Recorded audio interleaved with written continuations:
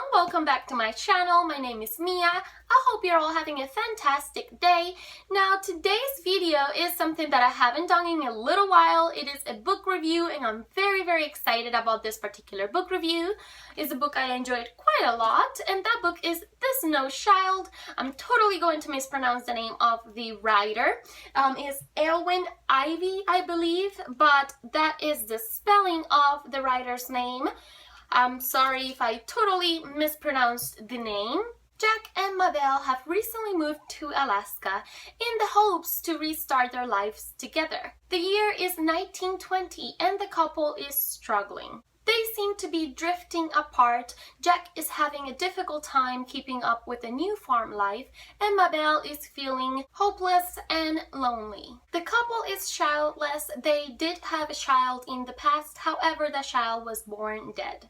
One day, at the first snowfall, in a moment of levity, the couple builds a child out of snow. The next moment, the child is gone and only a small set of footprints is left behind. The couple later spots a child very similar to the one that they built out of snow. The girl calls herself Faina and she states she is a wild child and the woods of Alaska are her home.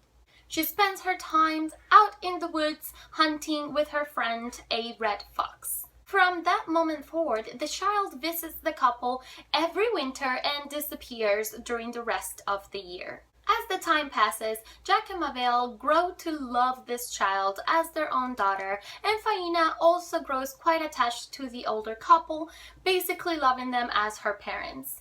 Faina is quite the mystical child and Jack and Mabel sometimes feel as if the child stepped right out of a fairy tale and into their lives. The relationships between these characters, as well as the beautiful, violent, and unpredictable world that they all live in, will definitely linger with you way after you finish reading of them. This story is set in a sad tone. It is quite a slow read. It is mostly focused on the characters and their relationships rather than the world building and action full plot. It is mostly set in a sad tone, sprinkled with bits of hope.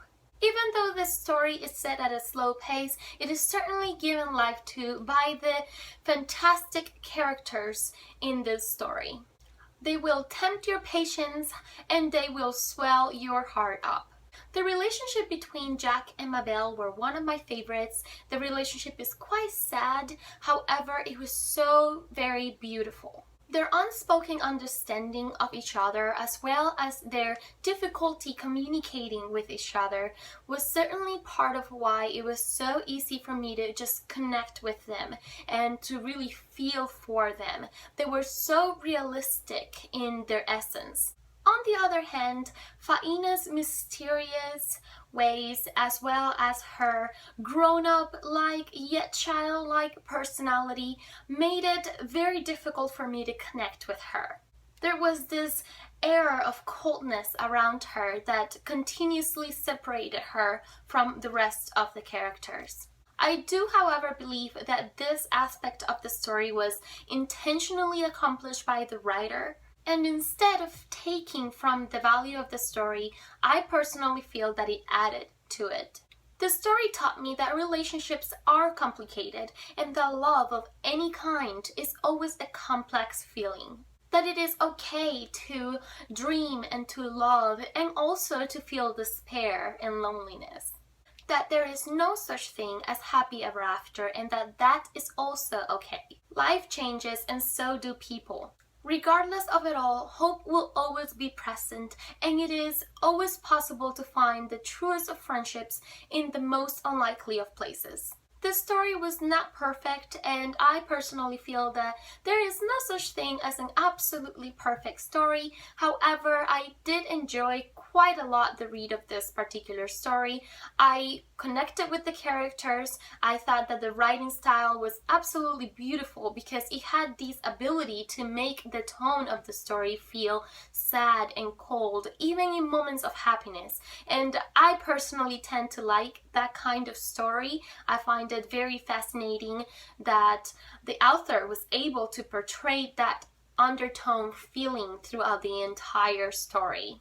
I personally read mostly for enjoyment, so when I rate a book, I rate it based mostly on how it made me feel, how I was able to connect with the book, connect with its characters, connect with the events taking place in the story, and what I managed to gather from the story, learnings that I would take with me into my life or things that I will remember years from now. That's mostly how I base my ratings in books.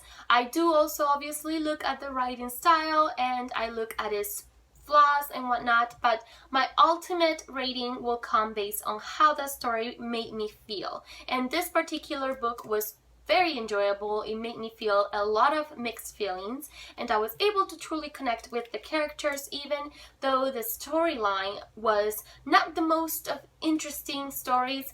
The characters made up for everything, in my opinion. So I ended up giving this book 5 out of 5 stars. I do highly recommend it if you are one of those people that enjoy books about people, relationships, and how people feel and how they think. And if you love character-based stories, I think that this would definitely be right up your alley. If you are somebody that tends to love more stories that are action-packed and that are focused on world build-ups and are focused on the actual events that will take place rather than the characters' reactions to those events, this might not necessarily be the right book for you. However, I still think everyone should give this book a try because I have heard from people that tend to like that second option of books and also enjoyed this particular book.